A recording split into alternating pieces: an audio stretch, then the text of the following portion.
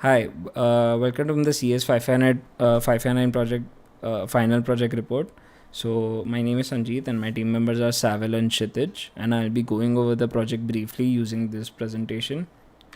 So firstly, I'll go over the introduction for the project. So the project was about using the Kaggle spaceship Titanic dataset and trying to fit a stacking model on the same and then try to predict the outcome of the model by checking whether how many people were actually transported to another dimension. So that was the spaceship Titanic problem, and now I'll be going over the exact workflow that we used to solve this problem and the models that we used to come up with the final stacking model. So before we began with picking the models or coding any of them, first we analyzed the data, and while looking at the Kaggle problem statement, we found that the data used there were descriptions given for each and every column on the Kaggle website. That includes categorical columns such as home planet, cryosleep, VIP, and destination. So we were looking at all these categorical columns, and we decided to basically convert them to integers to make the models work more efficiently. Also, we realized that while looking at the column cabin, it had more data which was stored inside the column into deck, num, and side. It was concatenated together. So we split up the entire column into multiple different columns and worked on the same. Whereas for the other columns, there were missing datas and missing data sets and rows. So we handled them either by removing the data set completely or by using an imputer to impute the data so that we could have a complete data set to work with. So this is the correlation matrix before we started data processing. So by looking at the correlation matrix, we could see that there are values ranging from -1 to 1, where -1 represents a perfect negative correlation, 0 representing no correlation, and 1 representing a perfect positive correlation. While looking at this correlation matrix, we notice that there are some positive correlations between some of the variables, such as a positive correlation of 0.24 between food court and VRDEC, and a positive correlation of 0.22 between spa and food court. Also, there were some weaker positive correlations such as 0.13 between age and food court, and some moderate negative correlations as well between room service and transported with a value of -0.24, and a negative correlation of -0.22 between spa and transported, which gave us some insights into the data, but this was not enough. So we started processing the data and splitting up the categorical and setting the categorical variables to respective integer values, and also using and splitting up the cabin column into its own respective one hot encoded columns. So for example, if we had a cabin column entry such as A123 A/123/A, so the first A letter would designate the deck which the passenger belonged to, the number would be the cabin number which the passenger belonged to, and the side would be either in the data set it was given that the side could have only two possible values, P and S. P would stand for port and S would stand for starboard. So we decided to split up this cabin column into 3 separate columns, and those 3 separate columns are later one hot encoded into the database to give us more insights and more detailed information about the data. So this was the final correlation matrix which we ended on after processing the entire data set, converting categorical variables to simpler single columns with one hot encoded values, and also removing the null values and converting boolean values to ones and zeros, for example, for transported. So in this correlation matrix, we found that transported is weakly positively correlated with home planet and age variables with correlations efficiency of 0.1 and 0.07, which suggested that individuals from certain home planets and older individuals are slightly more likely to be transported. We also noticed that transported is weakly correlated with cryosleep and num variables, which basically indicates the cabin number with correlation coefficients of -0.4 and -0.13 respectively, This suggested that people who were in cryosleep and those were in a higher cabin number were less likely to be transported. Also, we noticed by looking at the correlation matrix that VIP and destination columns were weakly negatively correlated with transported, which indicated that these variables are not strong predictors of whether an individual was transported or no. And lastly, we also noticed that transported had a very strong negative correlation with room service and shopping mall. This indicated that the individuals who have used room service and the shopping mall amenities were less likely to be transported to another dimension according to the dataset. So this is what the pre-processing allowed us to get some insights on the data. Now I'll move on to the models we picked and the analysis of each model, why we picked them, and a few metrics about each model. And then lastly, I'll end with the stacking model itself. So coming to the entire model development, so all of us basically picked one parametric and one non-parametric model to work with, and at the end of it we used grid search on each of our models to find the best possible version of each model with a high accuracy and a good balance between recall, precision as well. So we implemented grid search CV to do that, to tune our hyperparameters, and at the end we stacked all these models together to get the final stacking model. So the first model which we picked was logistic regression. This is also used as the final output layer model in our stacking model as well.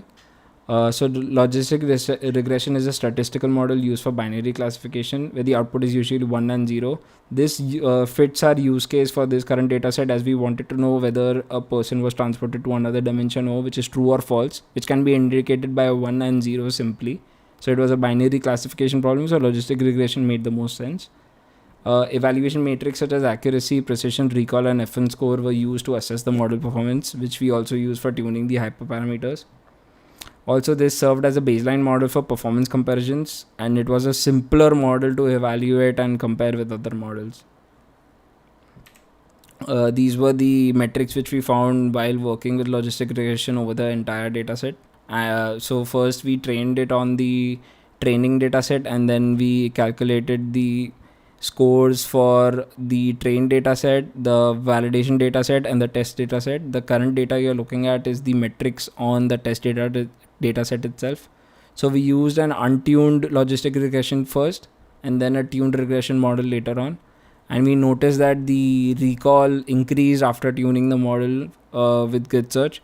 This suggested that the model is performing well in terms of correctly identifying the positive instances, but it did have a trade-off for a bit lower precision and a bit slightly lower accuracy, but that didn't affect the model performance as much. Coming to Gaussian naive Bayes classifier. Gaussian naive Bayes classifier is suitable when the features in the dataset follow a Gaussian distribution. It assumes independence between features given the class variable, simplifying the modeling process. Also, it is a fast and computationally efficient algorithm, and mainly we were trying to use Gaussian naive Bayes to basically provide us a probabilistic classification by estimating the likelihood of an instance belonging to each class based on the observed features values. So basically we were trying to use the model as to give us insight, give us basically the correct class of the data, or try to land in the correct class of the data due to its high recall metric, as we'll see ahead. Also, this algorithm offered us the means of analyzing the mean and the standard deviation to understand the feature importance ahead later on. So here are the metrics for a Gaussian NB regression. This is what we got when we were using our untuned model. The precision was terrible, as at 68%, and it is also not that precise going on after tuning the model. The accuracy is somewhat acceptable at 74%, but the main factor to notice it, after tuning we did get a recall of 92%, which was really good for allowing the future models to at least know that the data is in, so the positive samples can be correctly picked for the models ahead when they are stacked. Linear discriminant analysis. LDA we have mainly used for dimensionality reduction, finding a linear combination of features, and thus maximize the class separation while minimizing the within class variance. It is also kind of a classification algorithm, so distribute the it allowed our model to distribute the features using the Bayes theorem, and it allowed us to handle multicollinearity among the features by considering the relationship between features and the target variable. One simple example could be cabin column. Cabin column was split up into 3 different columns, hence LDA was a useful choice for allowing us to try to get a linear combination of those columns to figure out whether a person was more likely transported to another dimension based on a particular cabin they were in. So these are the LDA regression metrics before tuning. As you can see, accuracy is at 77%, precision was at 805, and recall was at 834. F1 score was also at 77%. Even after tuning, we couldn't get a better result on GridSearch-CV, so we kept using the untuned model in code itself. Decision tree classifier. So decision tree classifier are interpretable. They capture non-linear relationships and provide a clear decision rules. This model was very useful for us in allowing the model to decide based on the input data that whether a person has been transported to another dimension or no. Like allowed us to handle missing values, outliers, accommodating datasets with incomplete information. They also offer feature importance features, which we'll see ahead. Also, the decision trees can be used as building blocks for ensemble models, which we also used ahead as well, gradient boosting. And these were computationally efficient, particularly for smaller data sets. In our case, the Kaggle computation dataset was small enough to work well with decision trees. Also, for decision trees, there is no assumptions about data distribution, unlike Gaussian NB. And these decision trees do not assume any specific data distribution. They work well with both categorical and numerical features without making assumptions about the underlying data.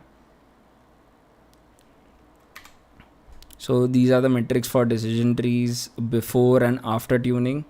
As you can see, overall performance is slightly increased after tuning the model with GridSearch-CV, but it's marginal and minimal. But we see an overall performance across all 4 metrics.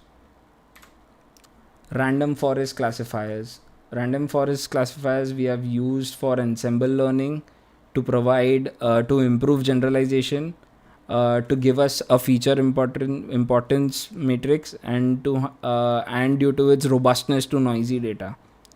So random forest combines multiple decision trees. It reduces variance and improves the overall performance. They effectively capture nonlinear relationships and handle complex decision boundaries and feature interactions. Also, they are scalable. So random forest can handle large data sets with a large number of features efficiently. This allows us to capture the nuances in the data which are present using random forest classifier. Also, they are pretty good at improving generalization of the data. So random forests are less prone to overfitting compared to individual decision trees which we used before.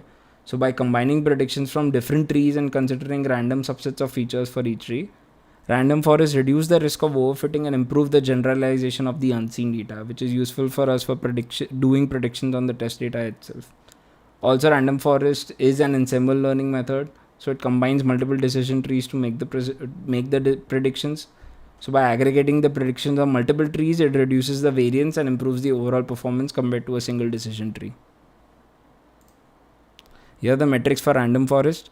So before tuning, everything, it wasn't as consistent. Like we had precision at 80, 83. So there was not a good balance between all 4 metrics. But after tuning it with GridSearch-CV, we see a higher recall than before. That suggested that the model is performing well in terms of correctly identifying the positive instances. Gradient boosting classifier. So gradient boosting classifier is a boosting technique which has high predictive power, and it can address bias variance trade-off. Mainly, gradient boosting combines weak learners to create a strong predictive model iteratively. It also excels in capturing complex relationships and non-linear patterns in the data. It is also good at handling missing values, and it is also provides us with a feature importance measure. Since this algorithm is scalable, it is also robust to noisy data, as we have seen before. But the main difference is the boosting technique. Gradient boosting is a boosting technique that combines multiple weak learners and then it creates a strong predictive model. So due to that, it has a high predictive power. That is, it is known for its high predictive power and ability to capture complex relationships in the data. Also, it can address bias variance trade-off. So gradient boosting strikes a balance between bias and variance, which helps us in reducing underfitting and prevent overfitting. It typically performs better than individual decision trees by reducing the bias and variance errors through ensemble learning. So these are the metrics for gradient boosting classifier before we tuned them with GridSearch-CV and after we tuned them. So after tuning, the model had a better balance between accuracy and precision and recall overall. The stacked models. The stacked model was an ensemble learning technique that combines multiple base models with a meta model. The meta model used for us is a logistic regression model, which we have tuned with GridSearch-CV. Also, the stacking so we have done the stacked model in two ways. One is using the formula provided by the professor of combining the weights and the outputs of each model and then stack them in one manner. And we also have used the stacking classifier in scikit-learn, which combines the Bayes estimators with the final estimator. The Bayes estimator makes individual predictions, which are the 6 models which I just spoke about in the previous slides. And the meta model is a logistic regression in our case. So it involves training the Bayes estimators on the training set and creating meta features. Parallel processing was also used throughout the project to speed up the training, and predictions were made mostly on the validation and test sets, whereas the training was done on the training sets. Moving forward to the graphs and other metrics. So we've got a feature importance graph from the stacked models. These are mainly coming from the decision tree, random forest, and gradient boosting classifier. This graph allows us to visualize the relative importance of each feature in the model. A higher point on the y-axis indicates the corresponding feature is more important in the prediction process for a particular model. So by comparing the feature importances across the different estimators, we can also get an idea of how consistent the feature importances are across the different models. So as we can see for each of these models, which is decision tree, random forest, and gradient boosting, each of the features which are present after the data was processed is given an importance varying from 0 to 1. In our case, the maximum it could reach was 0.48. And as we can see for each model, it seems like cryosleep was kind of an important feature across all 3 models. Also, room service and the room service was also an equally important feature with a higher importance given across all 3 models. Age was another factor which was more important, whereas the deck values and the side values were not as important, but they are equally important across all 3 features. They are not given a high importance rank, but they are equally important across all 3 features, and they're not spread out as we see for cryosleep or room service. Finally, these are the accuracies which we found on test set for each of the models and for both the stacking model versions which we have. So that's all. Thank you.